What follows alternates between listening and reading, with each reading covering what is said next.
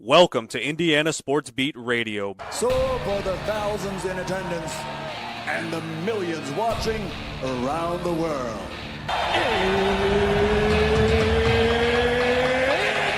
Time! Three on the way. Oh! It went in! It went in! And Indiana wins the ball game!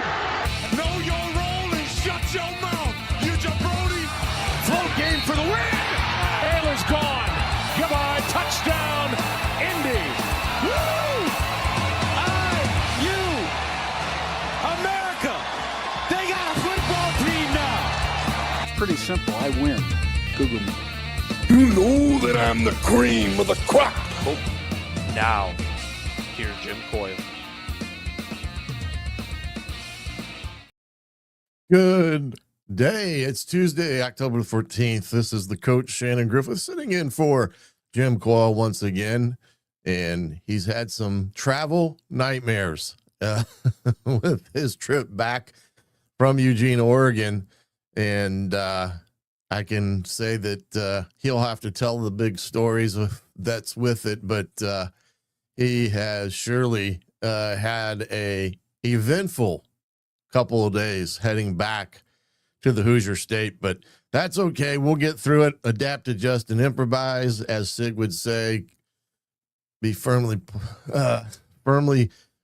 feet planted and where you're at, and move forward, because there is no excuses, like Coach Signetti would say. But I appreciate you all joining me today once again as we get through another Indiana Sports Beat Radio with Jim Coyle. Today, Mike DeCourcy will be joining us, and Mike will have talk a little bit about this Indiana football team and its, now national, prominence that is out there. The talk gurus and things of all the different things that were said yesterday throughout the Guru Twitterverse about Indiana, as well as others that maybe still need to be convincing. I will leave that to the people down south, I guess you would say, in that respect. But we'll get caught up in some of that, all the different headlines in the world of sports as we get ourselves geared up as we're rolling into these months where we're going to have basketball on hand. You've got Major League Baseball fully into the divisional series. The last couple of nights been some good games with that. And then, of course, you've got multitude of college football games that play now pretty much, it seems like, almost every weekday this year. I do miss the Mac-ation that was on Tuesday nights. But I can completely understand that had lost its luster, I think you would say, in that expense. But again, it's one of those things that right now we just got a convergence of all types of sports going on, big sports headlines. We talked a little bit about this yesterday with Penn State firing James Franklin, their AD there. Dr. Kraft is a Indiana University graduate. He got all his degrees at Indiana, played under Cam Cameron as a walk-on, earned a scholarship, but he does have a Indiana degree, which I found that to be a little ironic with everything there. And then, of course, Coach Signetti's name being mentioned all through yesterday on different shows and such about that. We'll talk a little bit about that, because I just don't firmly think that Coach Signetti would entertain that move. Of course, that could be pure speculation on my part. But that I found very interesting. But the other connection to Dr. Kraft at Penn State is Coach Rule at Nebraska. He gave him his first job at Temple, which I found interesting as well. So a couple of, what's that, 6 degrees separation, the Kevin Bacon thing that you do when you're trying to connect people. It's not too far to connect them when it comes to that tree because of Dr. Kraft and his situation there at Penn State. But interesting enough, I think it's like a $50 million buyout for Mr. James Franklin. I think I would just ask, which door do I exit at with that check in hand? Because, man, that's a lot of money that they're going to pay out to Coach Franklin. And while I'm sure he'd rather be coaching more than anything, that's generational wealth, one would say, in that respect. So we'll leave it at that. Yesterday, I had a chance to catch Kurt Herbstreit in Joey Galloway's, I guess you call it YouTube show. And they were discussing Indiana. And when Joey Galloway released his basic top 5 schools, he had Indiana in it, but I think he had them listed as number 5. And in the chat, as common here, I guess somebody had put in the chat that Kurt Herbstreit is a IU hater. And this was prior to him releasing his top 5. And when that did occur, he had Indiana as the number 1 ranked team in the country. And his reasoning for it, when you look at it from the perspective of at this point in time and all things on the table to be considered, Indiana, in his mind, and his take on it, had the best resume and who they beat. And he said that he felt they were a darn good football team from a year ago. He was waiting for that breakthrough moment, that signature win. And when they did what they did to Oregon this past Saturday, in his mind, with their win there and against Illinois, winning on the road at Iowa in that 3-game gauntlet that we've basically talked about since the summer, he felt that Indiana right now was the best team in the country, which I'm not sure that argument would be too hard to make in terms of how he laid it out. But anyway, I find that a little ironic in that sense. And I didn't know this, but I guess he is or has family relations in his family that have Indiana ties, some graduates. So he's been hearing it, I guess, for the last couple of years in the family tree that he needs to give a little more love to the Hoosiers in that regard. But it's really interesting in that respect. But there's so many different aspects of this coaching carousel that's already started midway, I guess you call midway through the college football season. You know, you've already had Mike Gundy at Oklahoma State. That was kind of just waiting for that shoe to drop because there's been friction there I guess I would say for the last 4 or 5 years there at Oklahoma. And they were just waiting for the right time to make that change. And the start that Oklahoma State got off to, they went ahead and made that change. Brent Pry at Virginia Tech, Sam Pittman at Arkansas, and of course Foster at UCLA, who will be visiting Bloomington here in a couple weeks. And they have been red hot, I guess you could say, 2-0 since the change in that dynamic. Penn State elevating one of their coaches there, former player Terry Smith, will have the interim tag at Penn State, no other changes are expected at this time. So you're going to get pretty much what you've seen offensively and defensively, which I think is good for Indiana in that regard. You know, UCLA made the change at offensive coordinator, letting Tino go and promoting there with Coach Neuheisel. So it's interesting in that respect. But we're going to step away here real quick, take our first break on the day. When we come back, we'll have Mr. Mike DeCourcy from Sporting News, all right here on Indiana Sports Beat Radio. Andy Moore Honda is Bloomington's #1 Honda dealer for a reason. Buy a new Honda and get a 3-month break from car payments. That's right, no payments for 90 days. That includes the all-new, all-electric Honda Prologue, and you get it for just 0.9% financing. Or the 2024 Honda Ridgeline Black Edition or the Honda Accord LX, both for just 1.9% financing.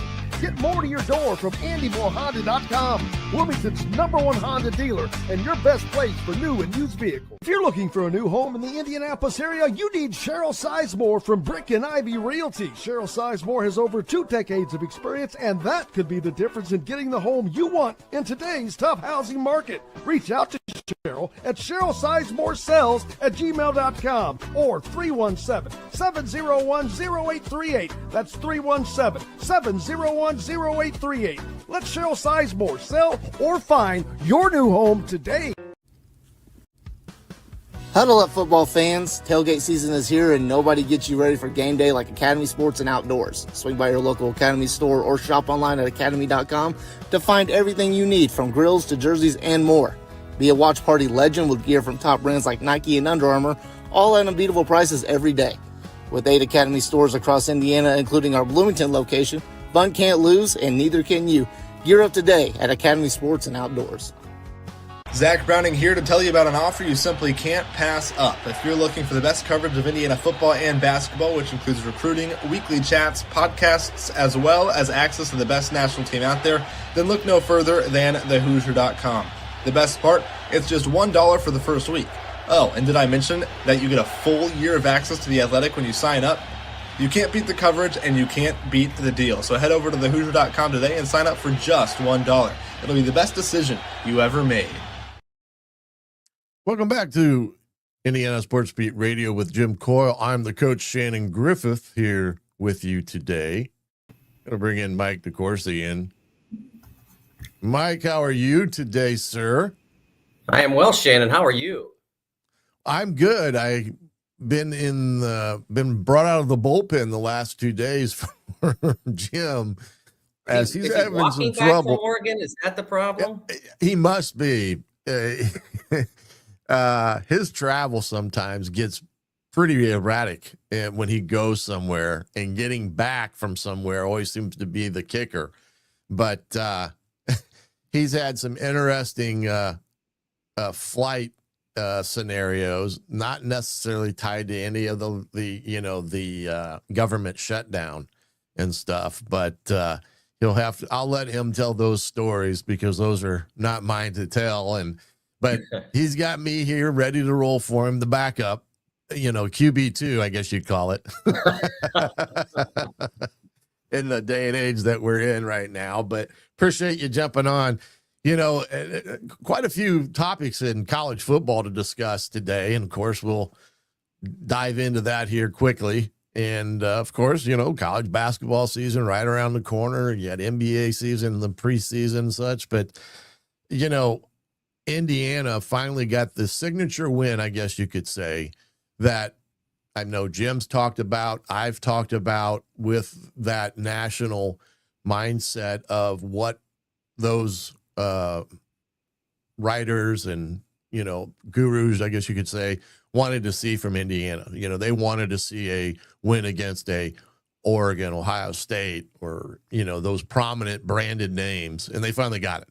They went and did it at Oregon this past Saturday, 30-20, and matter of factly did it in a fashion that really shocked a lot of the nation because they only gave up 41 yards in the fourth quarter in that second half. Yeah, and they did not play a great offensive game, even though they scored 30 points. It wasn't the typical SIG game in that sense. It was a battle, and it was about survival, and they were able to go through that and succeed. And I think that was what was really impressive. I tweeted, I don't know, early fourth, halfway through the fourth quarter. This is a phenomenal college football game. You had two terrific teams out there just battling one another, hard hitting, which I don't think that those who'd seen Indiana briefly in last season when they might have seen them against Ohio State or against Notre Dame in the playoff. They didn't see that level of aggression defensively. It was still a work in progress. And then they come back this year. And of course, you play that Illinois game, and a lot of people are expecting a great football game. And Indiana ended that in almost no time. So we didn't see that. It wasn't necessary. Certainly, they played that level of defense, or you don't shut down Luke Altmaier. But the necessity to do it for 4 quarters wasn't there. But it was essential to do it for all 4 quarters on Saturday, because if you didn't, then Oregon would have found a way to get that win at home. So it was a great performance by Indiana, and I think that performance, if you think about it, that game, that performance, it redefines what college football is in the expanded playoff era. You can't just look at the jersey name anymore. You can't look at the rankings and just and say, okay, this is how it's going to go. It's a more balanced game than it was 10 years ago. There are more quality teams. Is Ohio State extraordinary? Absolutely. Is it going to take an excellent effort to beat them? No doubt. But for most of the teams in college football right now, if you're not at your best and you're playing a quality opponent, you're in trouble. Yeah. Well, it was interesting in some of the discussions yesterday I'd call it more of a positive light in the sense about that game Saturday at Oregon. And you're correct. Physical game, a great college football game because you had the different ebbs and flows to it, guys making extraordinary plays at critical times. And one individual said that, had you taken Indiana's jersey and put an Ohio State on it or a Michigan on it, they would have been raving about that game to the point of talking that team is going to be the eventual national champion because of what was on the front of their jersey name as opposed to anything else. And I thought about that for a second, and that's probably a fair assumption in that regard. But when you look at now the polls in that respect, and Indiana's climb, what they've done all year, and they've moved up steadily, the win at Iowa next, and then, of course, Saturday.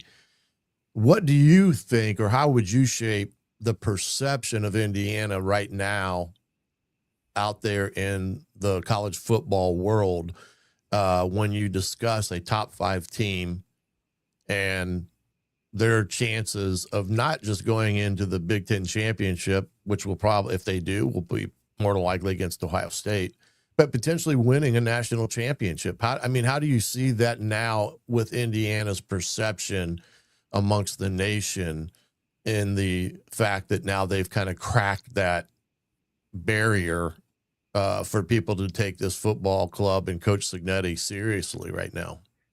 I'll be honest with you, Shannon. I think that's one of the beauties of 2025 college football is perception doesn't matter. Mm-hmm. It mattered. There's no doubt.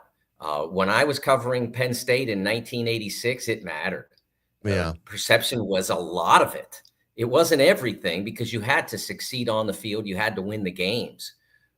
But if you were BYU in 1984, I think it was, you basically had to have everybody else basically quit the sport almost in order to get a national championship for your undefeated season. It's not like that any longer. So their perception matters a little bit, I guess, when the committee gets into the room and starts talking. But if you put up 11-0, 12-0, whatever, I mean, it depends on the week that they're discussing this. But I guess by the time they get there and really do it for real, then you're talking about getting into double-digit wins with 1 or no losses. And then it doesn't matter that much anymore because the numbers are there. The success is there. The road win against Oregon is there. The blowout of Illinois is there. And then obviously they have to go to Penn State. Penn State I will say that Penn State will not be as challenging a game now as it would have been had they stayed the course at the minimum to the end of the season. I'm not saying Terry Smith won't do a good job, but it's not the same outfit now. And of course, they lost their starting quarterback as well. That has a big part of it. Yeah, but all of that, you have, if you're Indiana now, you have to think seriously about keeping your eye on the target, and the target is the team in front of you, because you don't have to worry about any of that other stuff now. Brand, this, that. You've got that quality win that you were looking for. You have an outstanding football team, and you cannot allow the glory of last Saturday to color anything that you do the rest of the year if you want to take this serious shot at winning this thing. And after what happened on Saturday, that doesn't guarantee that they will, but it guarantees that they can. If you can go into that stadium and win against that team, then you have a shot against everybody. You're going to have to play better probably on a neutral field against Ohio State, whether it's in Indy or in the eventual playoff championship or wherever you might meet them. You'll have to play better. But I think better is out there. I mean, Francisco Mendoza did not have a classic game. He played winning football, but he wasn't exceptional. So better's out there. And you have to continue to pursue that if you're going to fulfill the possibilities you open for yourself on Saturday. Yeah, agree with that concept. And, I think outside of the building, I think that's what we all talk about, the noise. But I think Coach Cignetti really has the attention and focus of his ball club, and has since the day he walked on this campus, that they've done a great job with mindset. And like you said, worrying about the next team, not the last team, or I've arrived, and patting yourself too much on the back. I'm sure he'll use the rat poison phrase that Coach Saban has used since he was with Nick for some time there at Alabama. But I said the other day, and see if you kind of maybe agree with this, from the standpoint now that they've kind of got that win and coming off a 3-game gauntlet that we all said was kind of a brutal start to the Big Ten and past it. But I think Coach Cignetti's biggest challenge is now like you said, the biggest challenge he'll have is keeping everyone grounded, the focus being the next squad, the next team, not what's down the road, not what was behind, and not feeling that they've arrived because they've done what, everybody said you had to do. I think this will be his toughest coaching job now forward for the rest of the season, based upon the noise, the rumors of who may go where in the college football carousel. Kind of your thoughts on that from that perspective, and him as the head coach at Indiana. Yeah, I think that you're right about that. I think there are distractions now that would not have been apparent had Penn State not done what they did on Sunday, had they not made that move. There are distractions now. And I think he has to make a decision at some point about how to process that himself.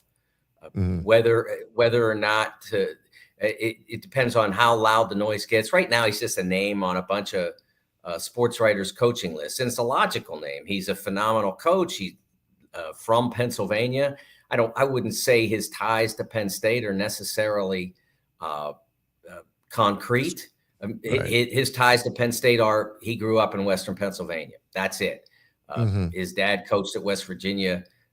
So he wasn't necessarily and he also grew up as much in West Virginia as he did in Western Pennsylvania. So I don't know that his ties to Penn State are all that significant, but it's a great football job. I think that in my mind, given where Kurt is in his career and his lifespan and all that stuff, I mean, if he stays at Indiana and continues to do this, I mean, Shannon, I literally believe they'll build a statue of him outside Memorial Stadium. I mean, I really believe that. Like if he does this for 5 or 6 more years, I think there'll be a statue. And so you walk away from that to go do what? I always look at it as, okay, if you built this here, what do they offer that you can't have, that you can't have where you are? I mean, yeah, they got another 40,000 seats, so they probably got a little bit more money. And you have to decide whether that's important to you. I don't know. I think he's in a really good position because he's not in anybody's shadow. He's the shadow. He's casting the shadow. Every Indiana football coach that follows him, and he's not going to coach forever. Every Indiana football coach that follows him will now have to live up to the Curt Cignetti standard. That's reality. Before it was Lee Corso, and Lee did a nice job and was a funny guy. And so, I mean, that was not that hard a standard. Maybe comedy wise, it was hard, but in terms of the coaching, you could top that. So I think he's going to have to decide at some point whether to make a public declaration, but we're way early in that process. There's not a whole lot going on that says he has to come out and say one way or the other. Unless the questions start to pop up in his press conference, and I don't know that that's necessarily the case because Penn State won't be all that active publicly in what they're doing. Mm-hmm. That's one of the oddities of the new action to fire coaches in season, which was pretty rare in the past, and now it's becoming pretty common. Yeah. Is that what do you really do? I mean, you can do the same research if you decide you want to move on. You can do the same research privately behind the scenes. You could even call agents and say, "Hey, would your guy be interested?" You could do all that. So, I don't know exactly what you accomplish by making a move like that, but there are more and more schools that are jumping into that particular pool. Yeah, and we'll talk more kind of about that here in our second segment because, get to take on that Penn State scenario and whatnot. But one question here before we head to this break. The Big Ten reputation now, that's been the SEC's, hammering that the SEC is better than the Big Ten because, and one of those is that they're so deep in the SEC. Where do you stand on that? Because that's a perceptionary mindset that one thinks this and one thinks that, and everybody's going to have their opinion on it. But now that, Indiana's entered the fray, they're a good team. You've got Oregon, who's still going to be good, Michigan, USC. I think Iowa's a darn good football team. And as you said, you still have Penn State out there. They're not all of a sudden terrible because they've lost 3 games. They still got a pretty darn good football team. Kind of how do you see that reputation now of the Big Ten when you put it on that national stage, when you have to go up against the SEC and their talking points? Coach, I think the one thing that the Big Ten left undone this fall and needs to address is that they played, at least relative to the SEC, because I didn't check Big 12 or ACC, but I just wanted to look at the two of them. They played fewer Power 4 non-conference games than the SEC did. I think it was, if I remember correctly, I had numbers where I did the charts, but if I remember correctly, it was basically all but 1 or 2 in the SEC played a Power 4. And in the Big Ten, it was about half, give or take. And now the difference, of course, is that the Big Ten will play one more Power Power 4 game per team automatically, because in this season they have 9 conference games and the SEC has 8. So that doesn't mean the SEC played a stronger schedule. That's not the point I'm making. But they took a greater opportunity to try to establish their national superiority, so to speak. We are not only, we not only have a cauldron in this league, but we can go out and beat your league as well. And that's something that the Big Ten did not take as much advantage of. Of course, Ohio State beat Texas, which was a big non-conference win. But teams like Ohio State played no such opponents. Indiana, unfortunately, that's the one quibble I would have with Coach Sig, was deciding to not, they'd already made the decision to withdraw from the Louisville series a few years ago, and then adding on the Virginia series as well. I think that would have been helpful. With what they did to Illinois, I don't think that Virginia, although a very quality football team, I don't think that would have been problematic for them if they had taken that game on. So that's the one thing. But I think that if you look at, the fact that Nebraska defeated Cincinnati, which is doing really well in the Big 12, wins like that, and I mentioned the Texas win. There's a few others out there. I think that they're showing that they have beaten some have beaten quality opponents. And then, of course, within the league, you look at a Maryland, you look at the obvious ones, the ones that are ranked. You look at Washington, which has played very well, except in the, not able to hang with Ohio State. It's a good league. It really is. Whether it's better than the SEC or not is hard to establish with not enough intra-conference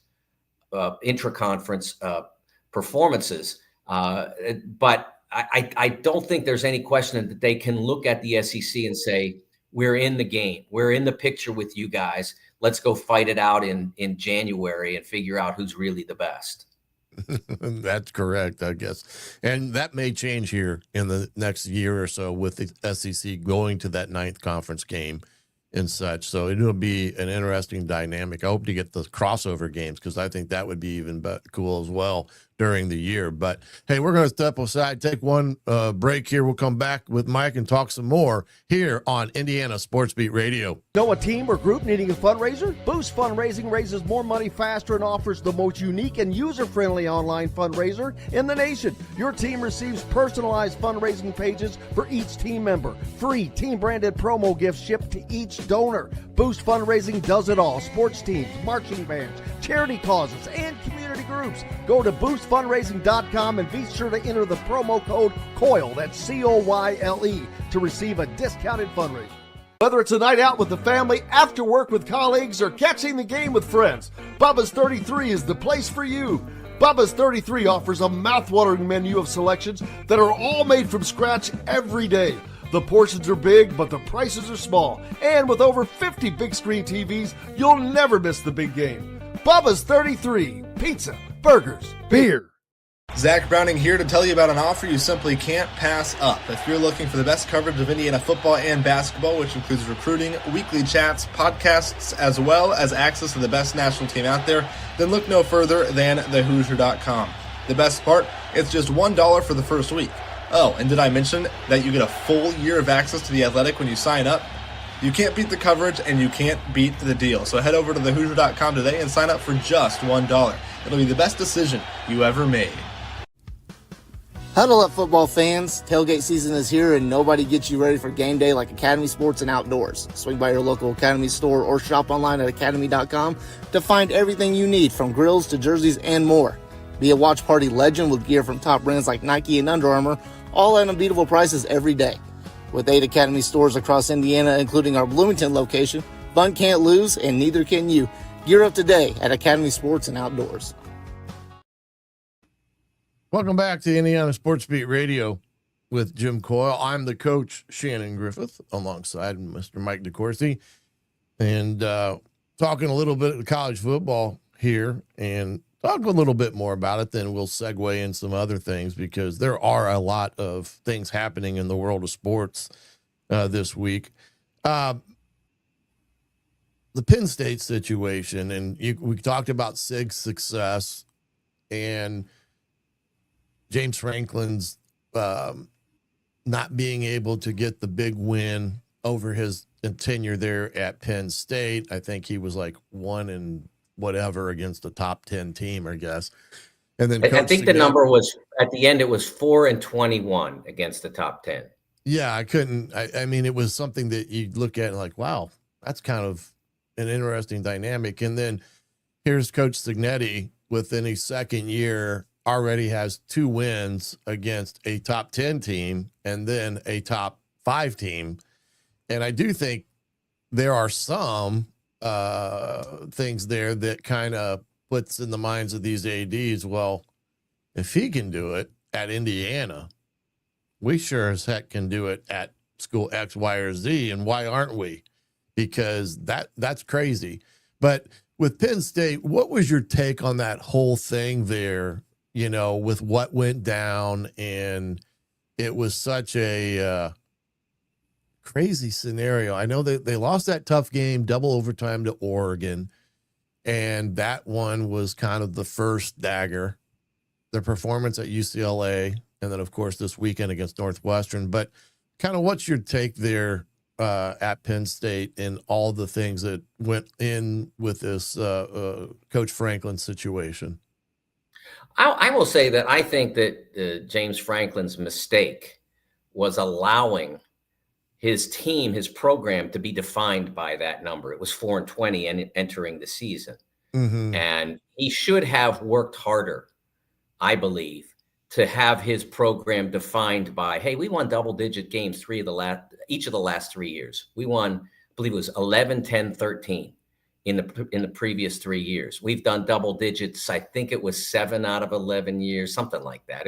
Mm-hmm. He had a losing season in the COVID year, not a great year, and they didn't bounce back great off it either.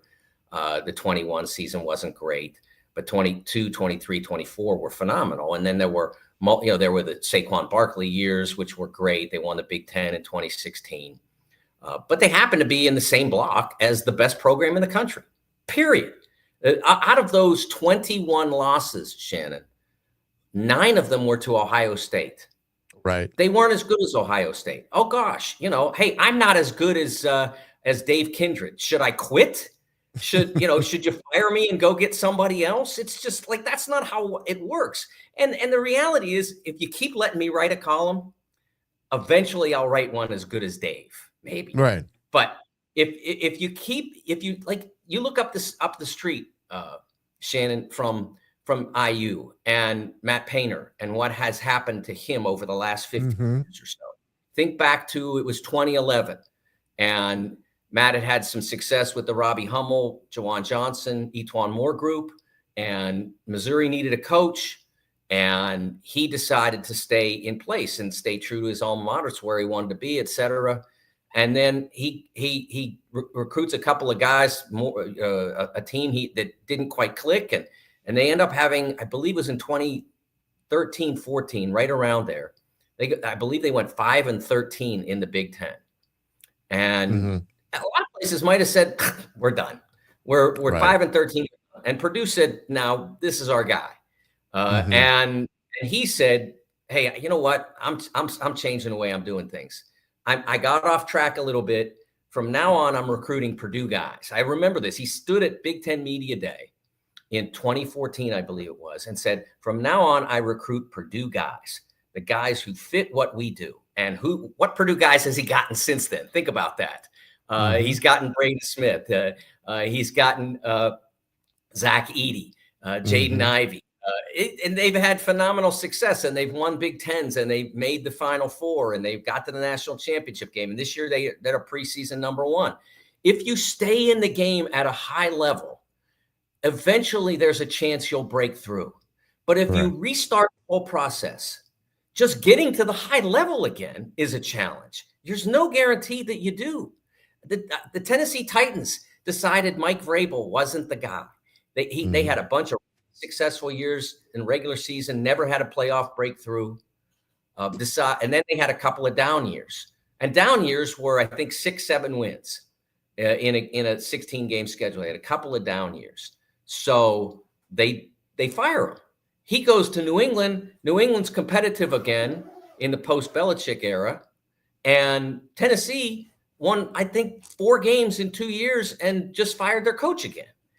It's never the right move to fire a successful coach, as long as we're talking about wins and losses and not some other element. Right.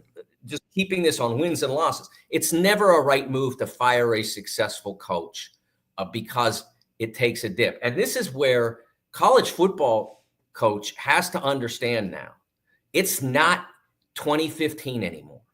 There are going to, first of all, there's greater balance because of NIL, transfer portal, et cetera.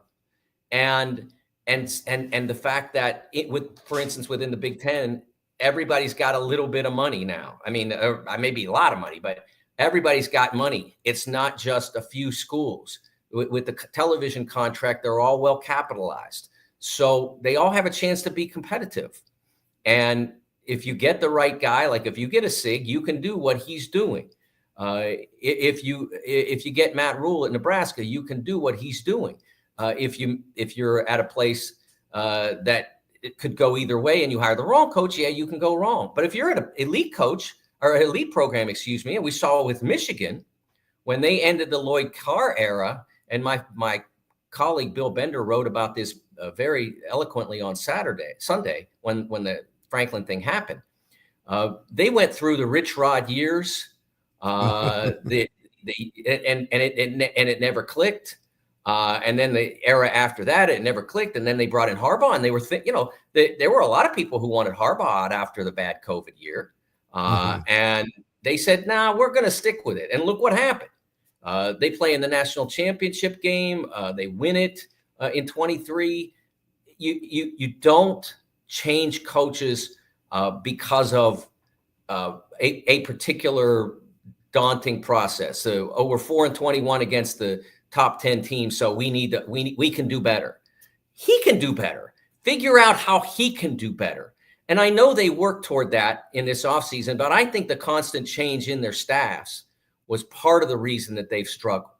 And some of that is organic. We have Ricky Rane, so he gets a head coaching job. And so now we got to replace him. Some of it was that, but some of it also was we need a better coordinator. So let's go pay Jim Knowles $3 million. Some of it was that as well, and that has not taken. It has not worked. Is Jim not a good defensive coordinator? I think we know the answer to that. Of course he is, but it's not working. I think there's been a little bit too much of chasing, and James was guilty of that. He was part of that. As I said, I think he worked a little too hard to define the program by what the challenges were and not by what the successes were. No question. I know. I kind of question the Knowles hire, and I get it. He was the most prominent defensive coordinator in the country at the time. I just don't think he was a Penn State guy, if that makes sense in that respect, because it has some of that flavor towards it as well. And you brought up, for Purdue with Matt Painter, one of the things that drove Tiller out at Purdue for him to just go retire in those days, he came in a very similar situation that Sig did. They were down, then out, and he revitalized it with basketball, basketball on grass, as he would call it. And they got better. They got some better players. They got Breeze in there. And next thing you know, they were going to the Rose Bowl. And the succession of 8, 9, 10 win seasons after a while, people got antsy and got, greedy, because that wasn't good enough anymore for Purdue. They needed to win a national championship. And after a while, that kind of drove Tiller to the point like, look, we are what we are. Probably, unless the chips fall the right way, we're probably not going to win a national championship, but we may go to Rose Bowl every once in a while. We may do X, Y, and Z. And Purdue got too greedy. And that's what I think happened. And they reflected back on that with the Matt Painter situation because of that scenario, because they regretted how that all went down with Tiller. And they had a great coach there, but at the end of the day, they got their expectations way out of whack. And Tiller just finally said, look, we're not going to do that here unless you do X, Y, or Z. And they weren't willing to do X, Y, and Z. And that's what it all came down to with that. So in the end, I do think you're correct with some of these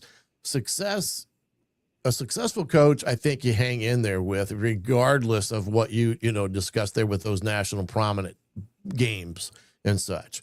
If the coach is, not got a great record, a losing record, so forth and so on, they've given him the opportunity, that's a different thing. Right. Yeah. But I think with James Franklin, though, he just, like I said, with, you said there, at least get through the year, reevaluate, but don't do something rash that you're going to ultimately regret because you can't find the next James Franklin. And that's always a possibility with that today.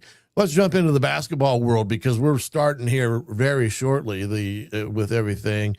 IU basketball preseason expectations and that such kind of thought they had a great Puerto Rico trip. I think we got to know a little bit about Coach DeFries and his outlook. He's done some things there, allowed the media into a couple, basketball practices so they can get their eyes on the kids and stuff. And that really never happened.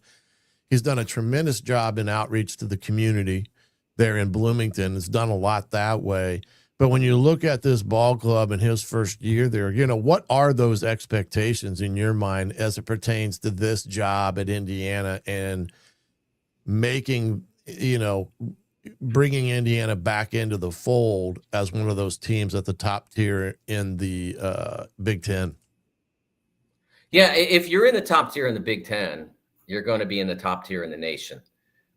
It's one or 1A of the best conferences in college basketball. It's gone, it had the early part of the decade where it was clearly the best. And then, of course, last season, I don't think anybody could challenge the SEC based on the 14 out of 16 getting in the NCAAs, which was a deserved number. But if you're contending for a Big Ten championship, you're in the picture for the national championship. So I think that certainly is what Indiana has expected and has a fair right to expect. And it's been a while since they've consistently been in that picture.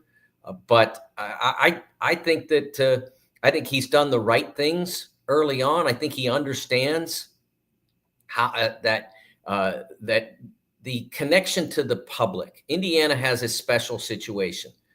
If you don't connect to the public, you're already fighting one of the prongs that makes Indiana great.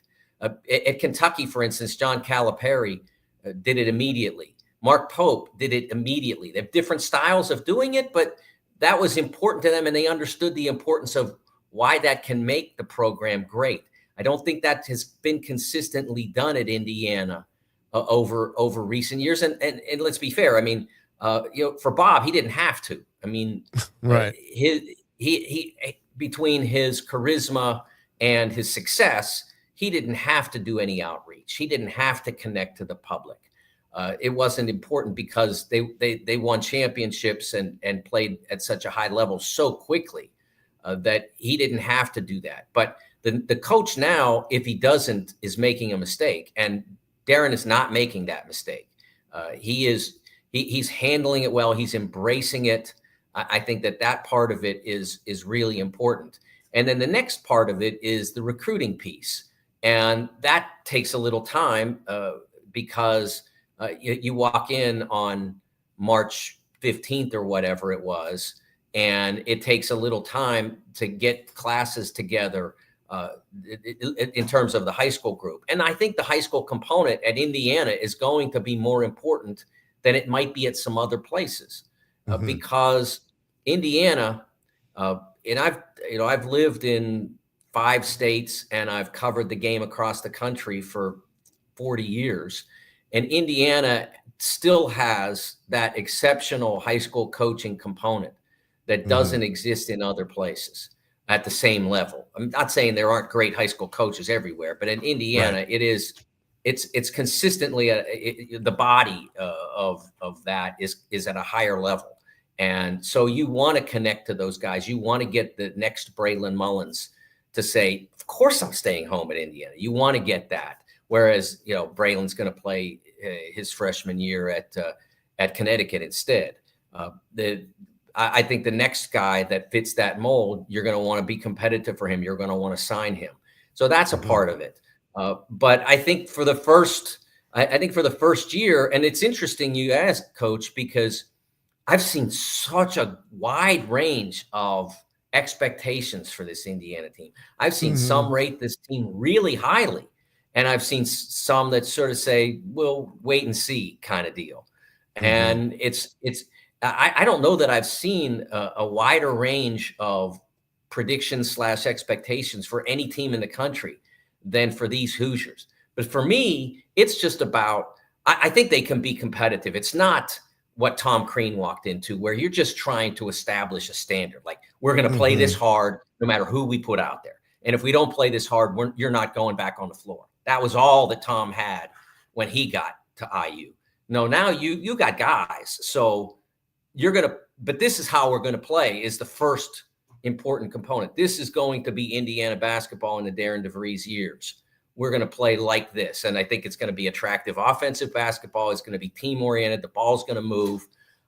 Defense is going to be important, but you're going to know it's Indiana by the jerseys and by how they play on offense. Those are the most important components for him to establish this year.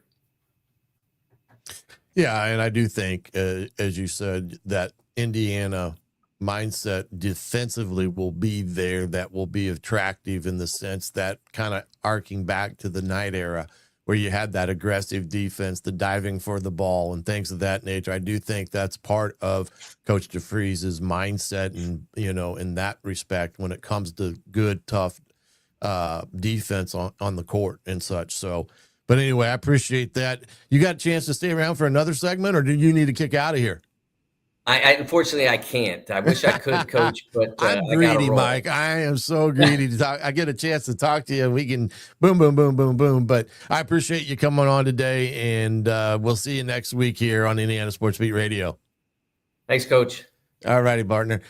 Mike DeCourcy, big from the Sporting News, joining us here today on Indiana Sports Beat Radio. And, I do really think this Coach DeVries' basketball mindset and how he's already approached things on many different levels. I do think you're going to get that aggressive style of basketball, offensively, defensively. And I do think he's one of those guys that will mold what they do on the court to what he has at his disposal on the bench, and, and he's top 5 or 6 players. So I do look at this basketball team in that, from that mindset. Now, does that translate into a multitude of wins and things of that nature? We'll see. But I do think Scott Dolson got this hire right as well, in what he was able to get in this coaching search, just like he did with Coach Signetti. And it's hard. It's hard to reach out and find that right guy in this day and age. And you really have to understand the dynamics in the hiring process, but more importantly, what these guys utilize in the back rooms to figure out who are those guys that fit the makeup at Indiana. And I know that Scott Dolson utilized a lot of data in his searches and algorithms and things of that nature to break down the potential candidates and such, and was able to do it with that in mind, and had a plan to go do it the right way, and not let the noise and the splash hire be that guiding light in that regard. We're going to step aside again. We'll be back with more Indiana Sports Beat Radio right after these messages. If you're looking for a new home in the Indianapolis area, you need Cheryl Sizemore from Brick and Ivy Realty. Cheryl Sizemore has over 2 decades of experience, and that could be the difference in getting the home you want in today's tough housing market. Reach out to Cheryl at CherylSizemore@gmail.com or 317-701-0838. That's 317-701-0838. Let Cheryl Sizemore sell or find your new home today. When it comes to apparel and promotions, Freethink has you covered, literally, whether it's 24 or 200 shirts for sports leagues, businesses, or groups. Freethink Apparel and Promotions can also create your very own merchandising store. Freethink Apparel and Promotions did it for Indiana Sports Beat Radio, and they can do it for you. Whether it's screen printing, embroidery, digital printing, promotional products, vehicle wraps, or anything else under the promotional line. See what Freethink Apparel and Promotions can do for you at freethinkapparel.com. Huddle up, football fans. Tailgate season is here, and nobody gets you ready for game day like Academy Sports and Outdoors. Swing by your local Academy store or shop online at academy.com to find everything you need, from grills to jerseys and more. Be a watch party legend with gear from top brands like Nike and Under Armour, all at unbeatable prices every day. With 8 Academy stores across Indiana, including our Bloomington location, fun can't lose, and neither can you. Gear up today at Academy Sports and Outdoors. Whether it's a night out with the family, after work with colleagues, or catching the game with friends, Bubba's 33 is the place for you. Bubba's 33 offers a mouthwatering menu of selections that are all made from scratch every day. The portions are big, but the prices are small. And with over 50 big screen TVs, you'll never miss the big game. Bubba's 33, pizza, burgers, beer. Welcome back to Indiana Sports Beat Radio here on this Tuesday. Beautiful day again. A little foggy this morning here in the great northeast Indiana, as there was some dense fog up here. A lot of schools right now are on fall break, and some even getting a full week at this time. I want to know where this schedule was when I was in school like that. It'd been nice to have a full week off here in October. But thanks for again to Mike DeCourcy for joining us there, giving his insights on some things, and really appreciate his willingness to do a couple segments there as we head into the latter part of this Tuesday. Major League Baseball, the divisional series are off and running, and the Mariners are off to a 2-0 lead in the American League series against the Toronto Blue Jays, and they are playing really good baseball, getting a lot of clutch hitting. Last night they won 10-3, which was really surprising, but they just exploded for the runs there to start the ball game, and then in the middle part getting 7 runs, and 5, 6, 7 was kind of the doom for the Blue Jays, who had quite, responded in that game and tied it up in the bottom of the second. But right now, the Mariners bats are clicking. Julio Rodriguez homered last night, and they've gotten some clutch hits and great defense as well. Of course, there are some other components in there, but it's one of those things that right now I'm not sure the Mariners can be beat. I just think they're a team right now, the way they've played this postseason. They've been, really good in their ball games, and then they won their opening game 3-1 there in Toronto. And so they go home back to Seattle with a 2-0 lead in that game. And then the Dodgers and Milwaukee got off to their start last night. Pitchers duel got a 2-1 ball game for the Dodgers last night. Snell getting the win, 3-0. He has a .86 ERA. That is absolutely crazy. And they scored in the 6th, added an insurance in the 9th they needed, because the Brewers finally got on the board in the ninth, but they only had 2 hits all night long. So pretty tough ball game. That game is also, game 2 is today as well, this evening at 8. And Yamato and I think it's Peralta going tonight for the Brewers. Yamato 1-1 with a 2.53. Peralta is 1-1 as well, but he's at a 4.66 ERA. So game 2 of the National League will be tonight there in Milwaukee. Travel day for the American League, and they'll pick back up on, I think that's Thursday, the 15th, there in Seattle. But pretty darn good Major League Baseball in that regard going on right now for those of us that enjoy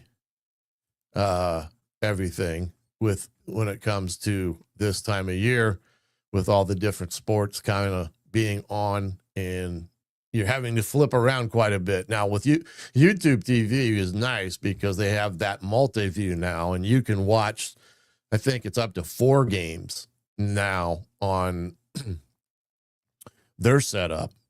And that in itself is worth the price of admission, in my opinion, from that perspective. And again, when you can watch all those through the night, through the week, it kind of in my household doesn't please my wife too much, but she understands. The old coach in me misses Saturdays, especially in college football, in that respect. But she gets it. But other than that, it's like I said, it's, it keeps me occupied in this respect. The Indianapolis Colts, again, we talked to Greg Rakestraw yesterday. Big win over the Cardinals. Anthony Richardson, again, having the bad luck hit him again, is injured. So now they were going to have to get themselves up to speed to get a good quality backup there for Jones. They will in that respect. But Anthony Richardson, I tell you, it's crazy. That kid has just gone through everything and anything in his short-lived NFL career. And I don't know what the Colts will do when it comes to him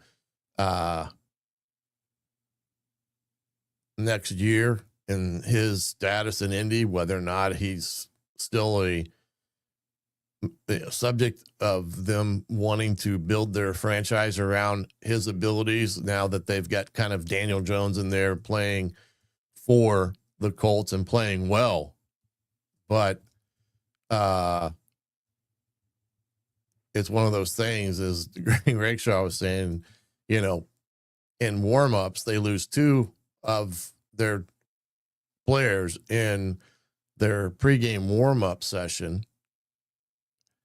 And that's a pretty frustrating thing to do when you're having those issues, especially to some of your best players. But the Colts, in that respect, they just have had some unfortunate events in that aspect of things. But the win they got Sunday against the Cardinals, 31-27, finding a way to win.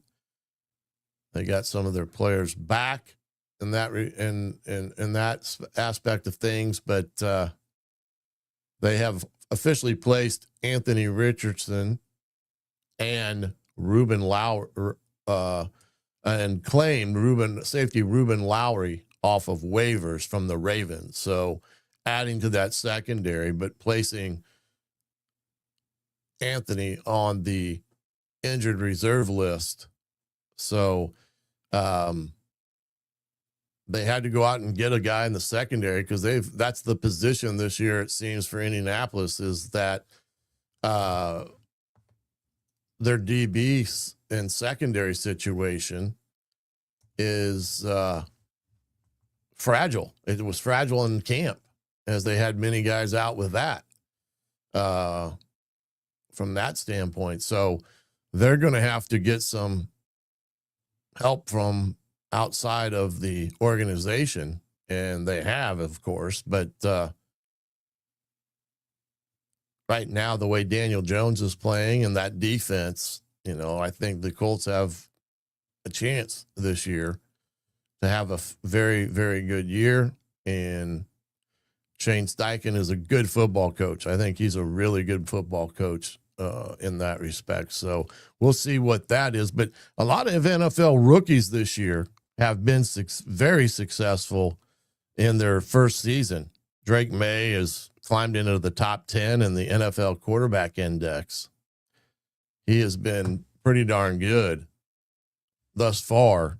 And as a rookie in the NFL, to be playing at high level, he has done wonders there in New England for Mike Vrabel, and bringing back that era of Tom Brady's success when he was under center there for the Patriots. But he has done quite well thus far. Completed 82% of his passes against the Panthers back in September, 203 yards, QBR rating of 155.6. Then against the Bills, completed 73%, 273. He's only thrown right now, I believe, 2 interceptions on the year, completing over 73% of his passes, 1,500 yards. So he has done really well in his first year under center there for the Pats. And Mike Vrabel, in that respect, has done quite well in his first season already, trying to restore the Pats program there since Belichick left. And it's been a interesting time period for Mr. Bill Belichick, and we'll talk a little bit about that here in a second. But the NFL has done had some rookies that have stepped up. How about Jacoby Brissett? This guy, a wily veteran, he ended up throwing for 320 yards against the Colts, 2 touchdowns, 1 INT. He's been a journeyman now in the NFL ever since he was left the Colts. He's had success at other places as well, but for him to step in Sunday for Kyler Murray for the Cardinals and have the game that he had, and just about got the win there for Arizona against the Colts. That was a phenomenal game. And then Sam Darnoll is having a great time out west, 295 yards on Sunday, 2 touchdowns, and their big win, I think it was against Jacksonville. But here's the guy that still very young and doing well in the NFL in that respect. So let's see if there's any questions here that you may have here in our chat as we roll through this Tuesday on Indiana Sports Beat Radio. Question about the Big Ten football championship tickets been sold for game in Indy. I do not believe there has been any announcement as it pertains for what availability there is or isn't for the Big Ten championship. But I would find a way to potentially maybe see if they'll allow you to reserve a set of tickets for that game. I don't know what their ticket rules are or are not, but that'd be a good question. And hey, there's nothing wrong with trying to get yourself in a position in the event that the Hoosiers are in the Big Ten championship game. But I don't know if they've officially gone on sale and where they're at with that, their tickets for the Big Ten championship game. I would assume that the Ohio State Buckeye group will have their big purchase of tickets because they travel well from Columbus. So, but I would check on maybe the Big Ten website to see when that may go on sale for the Big Ten championship game in that respect. Robert says they are on sale on the secondary market. So, but I don't know. Check on the Big Ten website in that respect. So, we talked a little bit about Penn State, James Franklin, a lot of names circling there right now. I do believe Mike's correct in saying that they will start doing what they call a quiet search, where they're just, seeing who is interested potentially and reaching out to those agents that represent those individuals. And the coach that agent represents will probably not know about that inquiry from a Penn State in that respect. So that will be a search that will pick up in speed, of course, as they draw to the end of the season. But we shall see what all that entails with that search, and I'm sure there will be others that will be coming open and potentially in the Big Ten as well. You have Luke Fickell at Wisconsin that's having a really tough year, especially losing this past weekend to Iowa and being shut out 38-0. Quite honestly, that was a little surprising. I know that their portal quarterback they got from Maryland, that Billy Edwards Jr., has been hurt.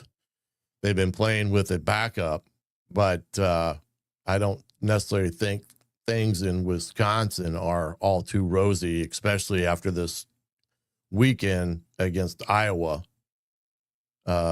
It's kind of a head scratcher there. He is a very good coach. They got some really good players. I mean, they're always stout on defense. They've had issues offensively, of course. He's gone through a couple of coordinators there. And it's hard to have those changes in those type of positions to have immediate success, because you may or may not have that personnel that OC wants to run. Now, I believe they've got Grimes there as their OC. Wiley veteran, NFL background as well, but they have not been able to flip the switch and, get points on the board and things of that nature. Plus their kicking game at times has hurt them. So we're going to step aside now, take another break. We'll come back with the second segment here on Indiana Sports Beat Radio, all right after this message. Andy Moore Honda is Bloomington's #1 Honda dealer for a reason. Buy a new Honda and get a 3-month break from car payments. That's right, no payments for 90 days. That includes the all-new, all-electric Honda Prologue, and you get it for just 0.9% financing. Or the 2024 Honda Ridgeline Black Edition or the Honda Accord LX, both for just 1.9% financing.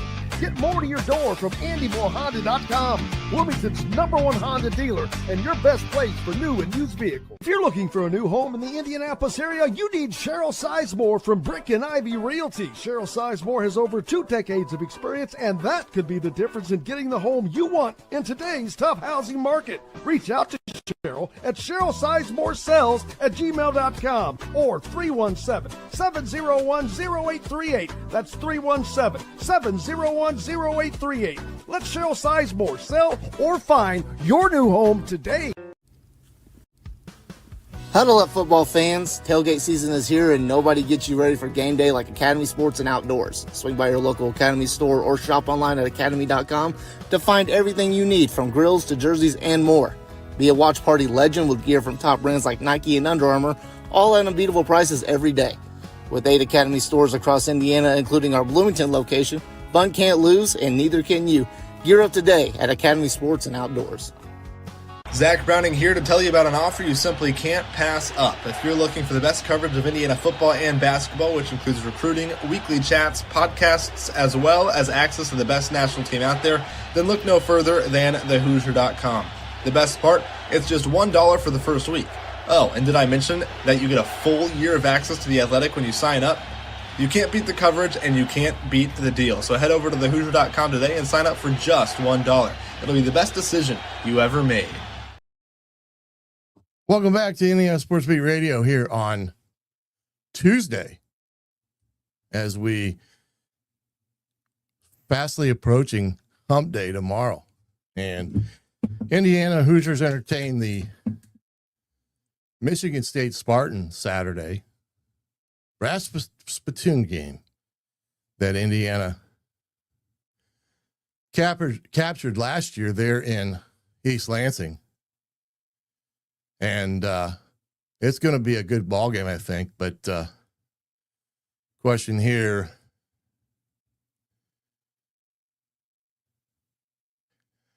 do I think Coach Sig stays at IU, or do you think that is? Well, yeah, I do think he stays at Indiana. His buyout, I believe, is somewhere near $13 million. So that's another expense that an opposing school would have to pay to get his services. And with Penn State already owing James Franklin $50 million, not counting the other assistants, because you got two coordinators there that are making quite good money as well, well over $1 million. So I think it's a dollars and cents issue. Now, I'm sure Penn State, if that was what they wanted and they were going to throw big money for this type of situation, who knows? But I don't think Sig's about that glitz and glamour of a Power 4 school. I mean, you look at his history as a coach. He was at Alabama under Nick Saban. He wanted to be a head coach, and an opportunity came up to be a head coach, not at a Division I school, but at a Division II school in Pennsylvania, where his father had once coached as well, Indiana, PA. They're in a very good Division II league. And he went there with the mindset that he was going to build a resume, a successful resume, as he put it, and see what happens. And then that led his job to Elon, another tough job.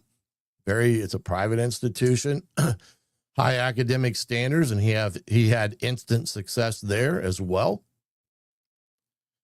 And that led him to the job at JMU, and he felt that was his last move. I mean, he didn't think he was going to move anywhere else. He was quite happy at James Madison.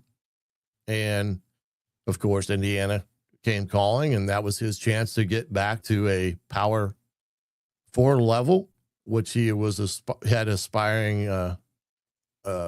to do. And now that he's here and having great success like he felt he could, I think his wife is firmly planted in Bloomington community and loves it there. His kids are all grown and quite successful. Yeah, I just don't necessarily think he's going to make that type of move. Now, I could be completely wrong, but I don't think Coach Sig is all taken about how much money a school may throw at him. And believe me, Penn State is going to, if they want a successful head coach, they will pay for a successful head coach. The one that has a resume like Sig's is kind of hard to not look at and say, man, he's done a tremendous job at a school with less resources than a school like Penn State. But I just don't think that's a job that he's going to, jump the boat for. And I think Mike DeCourcy even said that his ties to Penn State are few and far between. And it's ironic that they are now clamoring for a guy like Sig, where most of the Big Ten schools and the fan base and everything else were quite turned off about Sig's personality when he first arrived on Indiana's campus, with many of the fan bases around the Big Ten, said they couldn't stand him in that respect. But it all changes, baby. When you have those W's behind you and you have big wins, they'll bend the knee to anyone at that sport in that respect. So it's interesting that, and bringing up the Big Ten, you know, some of these, you know, we're, let's see here if I can get this up here. Let's see. I think that's what I want. Yeah, this ain't very good. I don't understand why this comes out so bad when you share a screen. I don't know if it goes better if I do that. We'll see with it. What I've got up here, of course, is the Big Ten football total offense right now. Indiana is second behind USC, 500 yards a game. USC averaging 552. Then it's Washington, Oregon, Nebraska after them. Indiana's next opponent, Michigan State, is at near the bottom, averaging 331 yards a game, 200 yards passing, and only 131 yards rushing thus far on the season. So right now, Indiana offensively is done quite well. I'm going to see if I can make this any better. Let's see, we go full. See if this helps. Not really. And then when you look at it from a defensive side of the things, Indiana defensively leading the Big Ten, 229 yards total on the year. They're giving up about 142 yards passing a game, 86 yards rushing a game, and 11 points a game. Ohio State is better in that category. They're at 6.8. Matt Patricia leading the dynamic there. And really, Indiana and Ohio State are pretty much tied across the board when you look at it. The Buckeyes have only given up 84 yards rushing, 145 through the air, 229 in total. Their total defense, which is pretty darn good. That Iowa team is third in the Big Ten in the defensive category, which we all saw with our own two eyes. They are a really good defense. I do think Iowa's going to get a quote-unquote big win this year because of their defense and how good their defense is. Then Oregon, Nebraska, Penn State is right there at number 6 in the Big Ten, only giving up 300 yards a game and 18.5 points. So, again, that's a pretty good defense. When you're only giving up 18 points a game, 157 yards passing, 144 yards rushing, to me, that's an offensive problem, not a defensive problem. And you know, the Wildcats are right behind them. You know, Northwestern's defense is only giving up 17.2 points a game. So you can kind of see there now. Michigan State, again, down there at the bottom, 369 on total defense, 238 through the air, 131 on the ground, and they're giving up 31.8 points a game as of right now. I believe that's the worst in the Big Ten points per game. Crazy that Illinois and Rutgers are near the bottom in total defense. When you look at it, it's kind of crazy to see it that way, but it is what it is when it comes to that. Sorry, that was a little blurry. I'm not sure why that doesn't. It did. And let's get me back in here. But you can see there, with all that, Indiana, again, doing quite well in that statistical category with their offense and defense. And Brian Haynes has had the defense locked and loaded ever since he got on campus here. And he has done really well as a defensive coordinator for Indiana. And there's a guy that, he was in, Penn State tried to get him. Ohio State kind of took a run at him, and Indiana was able to open the pocketbook to keep him in Bloomington. And I don't necessarily think it was the money that they were kind of suggesting that he would get at Ohio State or Penn State. But he's loyal to Coach Cignetti, and the reasons he's loyal to Cignetti is, he likes his environment that he creates in his workspace. He's been given total control of the defense, and Stig lets his coaches do the coaching. I mean, he's one of those guys who's a hands-off guy in that respect. So from that standpoint, very, very likable person to work for. And sometimes those are few and far between.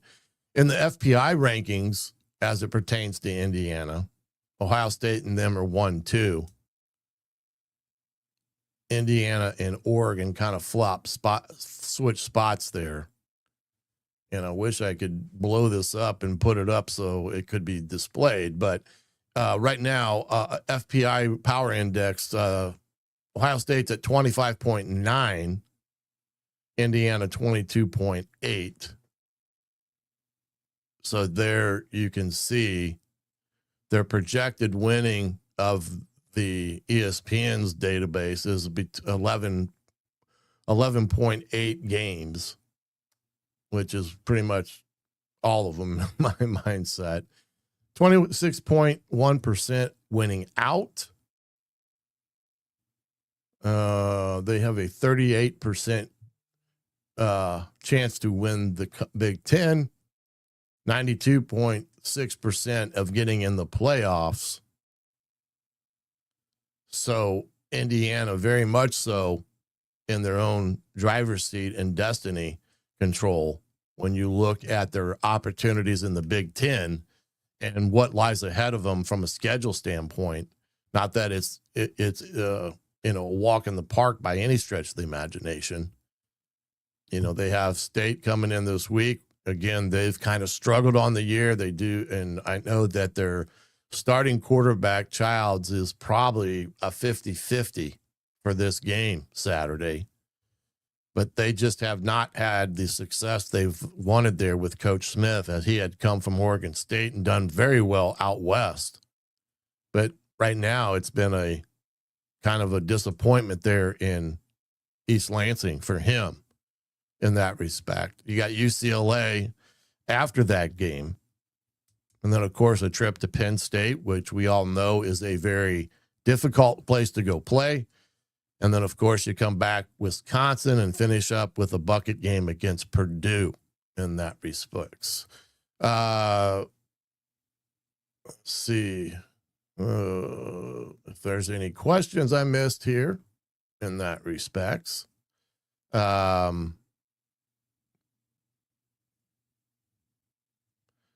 Ohio State's defense is the best, maybe the best in the history of. Yeah, I mean, they've done well. Jim Knowles, again, last year at Ohio State, top-ranked defense, great players, Caleb Downs being one of them, who's a phenomenal safety. In that respect, getting Matt Patricia, the defensive-minded guru, out, who had been in the NFL and is now leading that Ohio State defense, has done wonders there for what they've been able to do as a defense. Not that they've done anything, I don't want to say greater than what Jim Knowles did, because he had just as good a defenses. I guess they, Matt Patricia, and I haven't had a chance to look at Ohio State, but they're not, their defenses are a little bit more disguising than they are anything.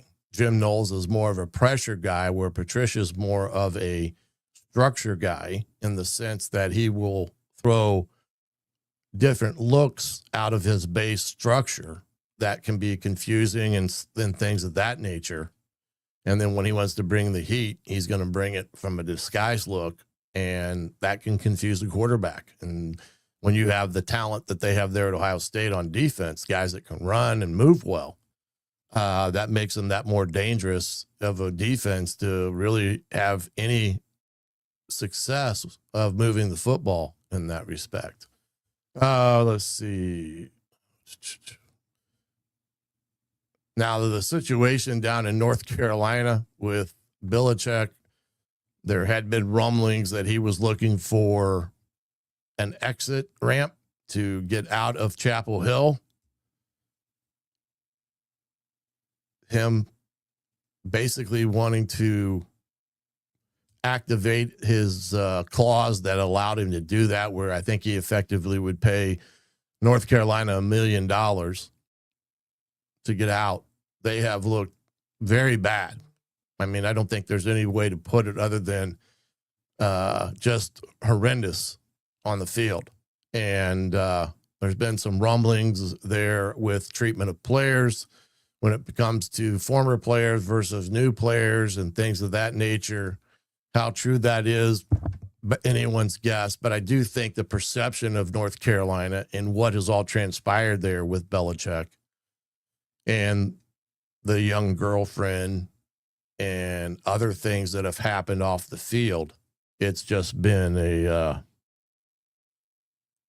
total cluster from the word go there. And I know that the powers that be there in Chapel Hill are wanting to be as helpful and lenient as they want to allow Belichick to build the program. I just don't necessarily think that was a great hire at all.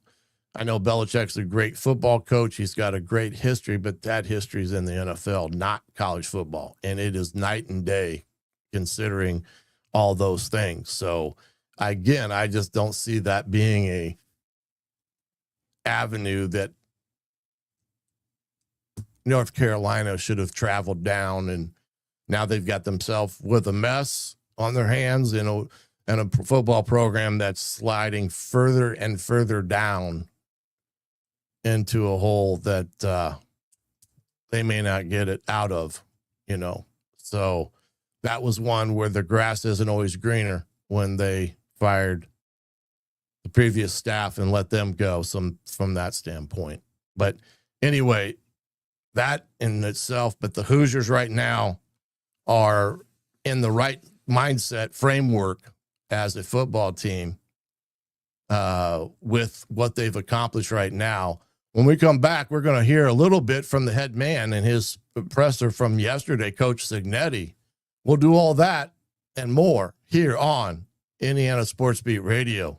Know a team or group needing a fundraiser? Boost Fundraising raises more money faster and offers the most unique and user-friendly online fundraiser in the nation. Your team receives personalized fundraising pages for each team member. Free team-branded promo gifts shipped to each donor. Boost Fundraising does it all. Sports teams, marching bands, charity causes, and community groups. Go to boostfundraising.com and be sure to enter the promo code COYLE, that's C-O-Y-L-E, to receive a discounted fundraiser.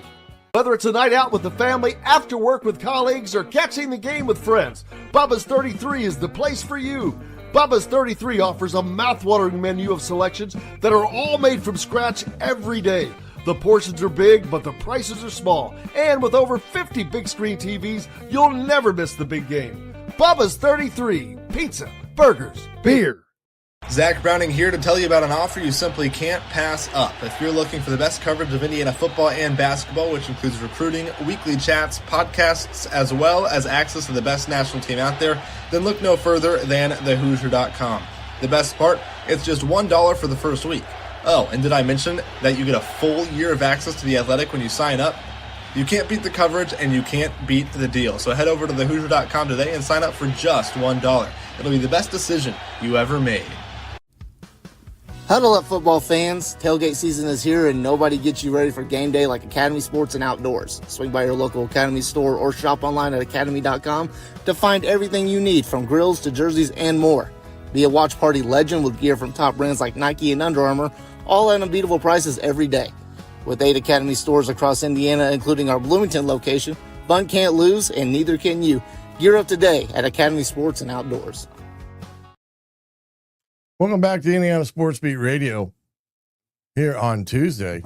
I'm the coach, Shannon Griffith, sitting in for Jim Coyle, who, like I said earlier, has had some definite challenges with travel back from Eugene. Fully anticipate him be back tomorrow, and he can share his travel days here the last couple of days and let everyone in on how that went.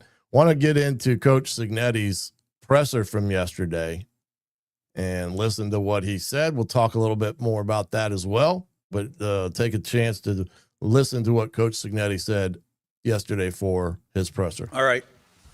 Good win Saturday. It was a hard-fought physical game. Rip off the rear view mirror, so to speak. Total focus on Michigan State. I think the key now is our response coming off of this game, but that's always the key, right?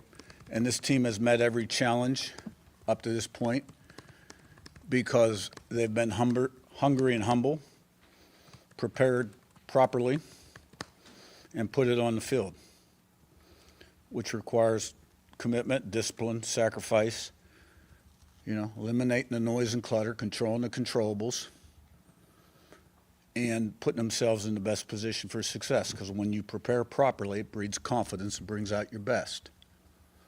Playing a good football team this week in Michigan State. They had 2 hard-fought losses on the road against USC and Nebraska. They played really hard and had a chance to win both games, and then returned home, and I'm sure they're not real pleased with their performance.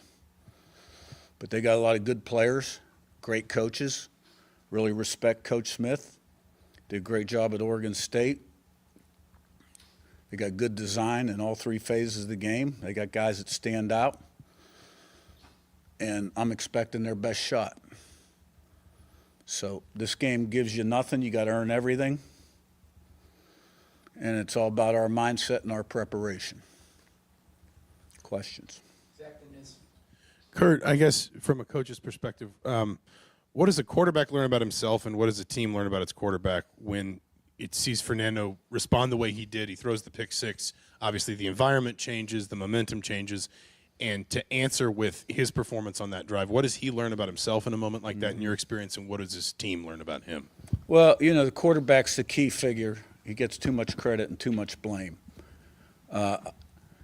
He overcame adversity. That play wasn't all on him, but at the end of the day, the ball came off his hand. We had pressure in the pocket. He wasn't able to set his feet. The receiver could have flattened the route, and it happened.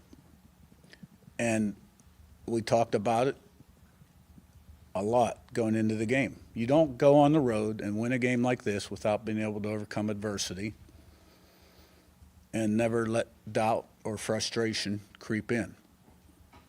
And that was a prime example of that. And his teammates rallied around him and supported him. And we came back with a 9-play, 75-yard drive.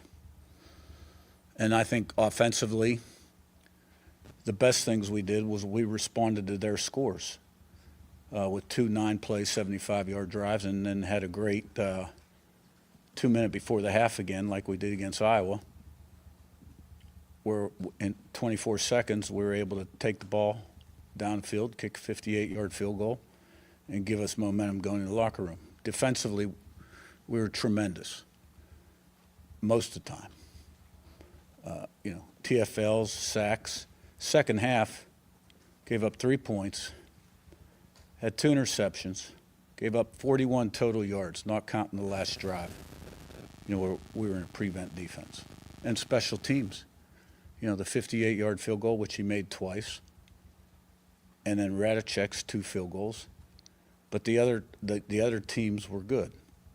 So it was a great team win. It was a physical, hard-fought game. And, Fernando was under duress at times, made some sensational plays where he got the ball out of his hand, and he ran for yards. So, but, it was going to be hard. And we found a way to overcome it. So now it's really important that we understand who we really are and what's got us to this point always, last year, this year, all the years in the past. What, in this game, what does it take to be successful? You got to have commitment. You got to make sacrifices. You get out what you put in. You got to have discipline to do what you have to do when you have to do it and do it right. You got to have work ethic, attention to detail. You got to control the controllables, eliminate the noise and clutter, which you guys do a great job of providing a lot of that, and stay humble and hungry. This is a big-time opponent coming in here. Every team you face in the Big Ten, the margin for error is very slim.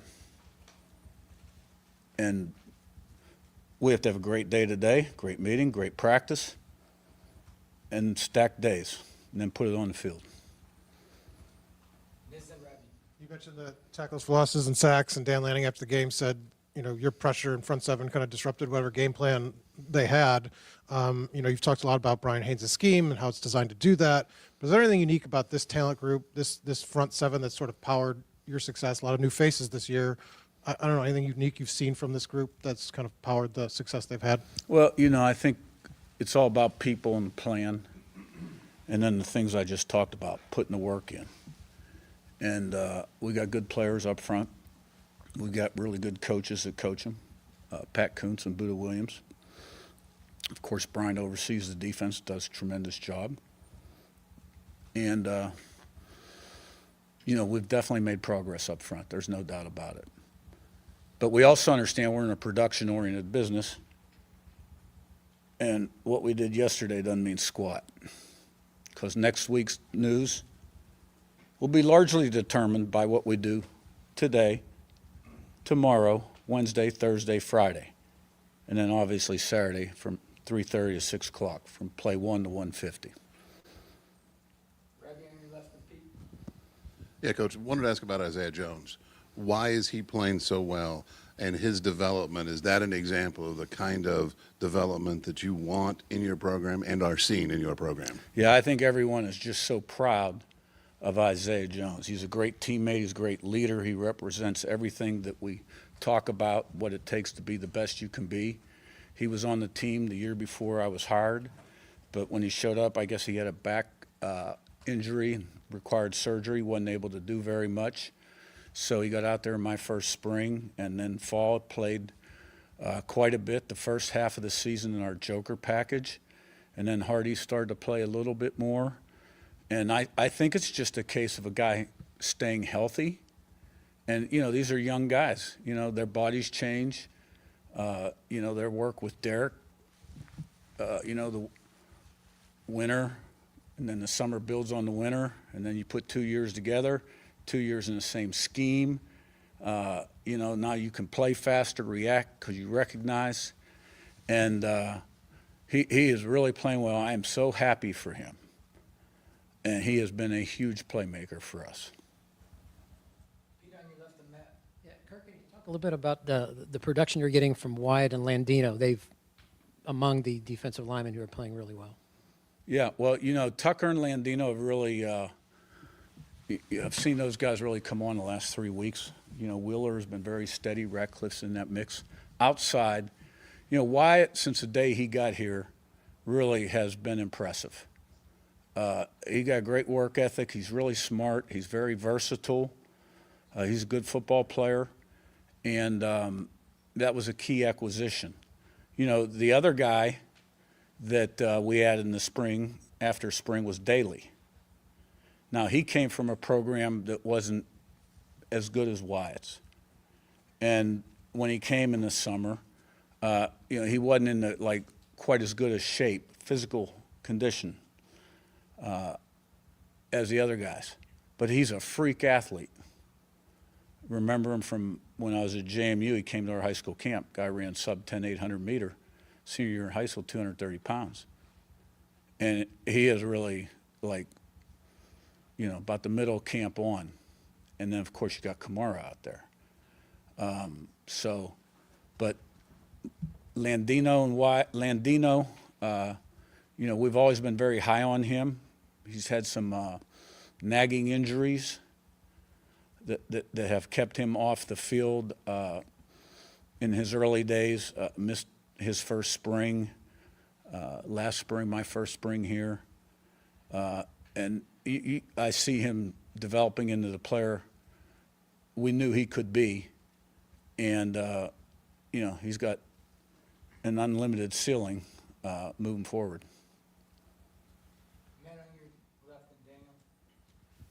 Coach, I'm going to ask you about Roman Hemby. He's a guy obviously at Maryland, always known as a speed guy, could run. It seems like, he does that here, but also it looks like he not only is willing to run in between the tackles and run with power, but he looks like he enjoys it and takes some satisfaction. What have you seen from him, and how big has his addition been for the running game? When you take anyone out of the portal that you don't have a history with, you can research the production, you can watch the tape, you can talk to people, but you really don't know them, right? Until they're here a while and see how they respond to different situations and how consistent they are day in, day out. Roman Hemby's a warrior. That guy gives 100% every day, every play. Physical runner, fast, smart, great hands, great out of the backfield. And, he's a guy that wants the ball, that you can give the ball to, and he's been durable.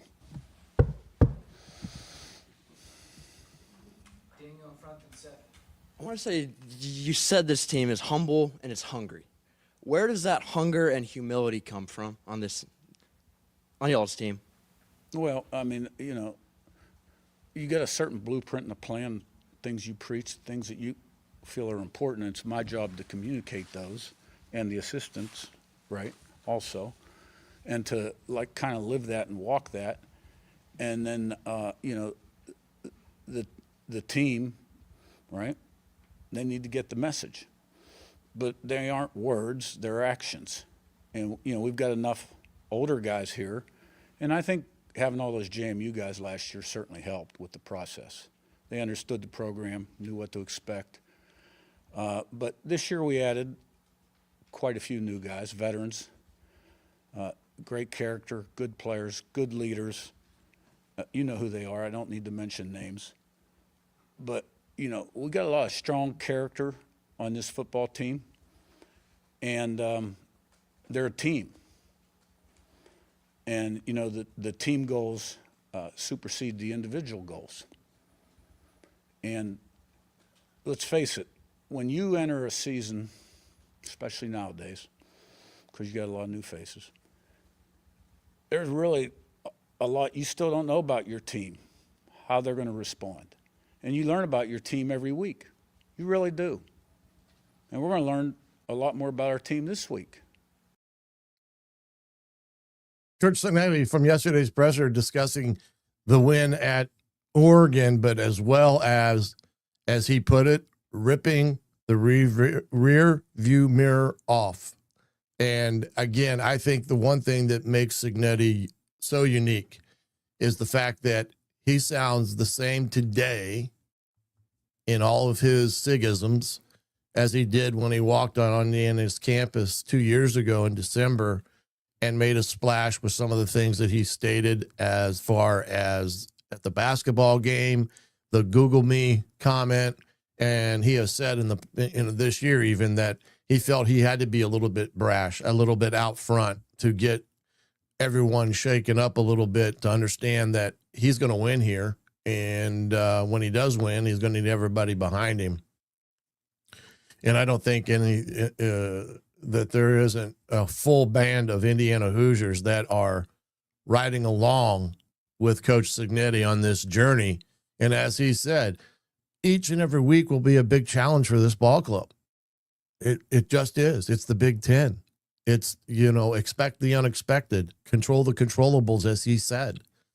You can't have control of things that are so far out of your hands that your focus has to be on yourself. and your teammates and what the importance of that is. And that is being grounded in what you do as a football team on a daily basis. It is a day in, day out challenge to perform and get a little bit better each day. As he said, he's still learning about this football club and what they are and who they are and the makeup that they have.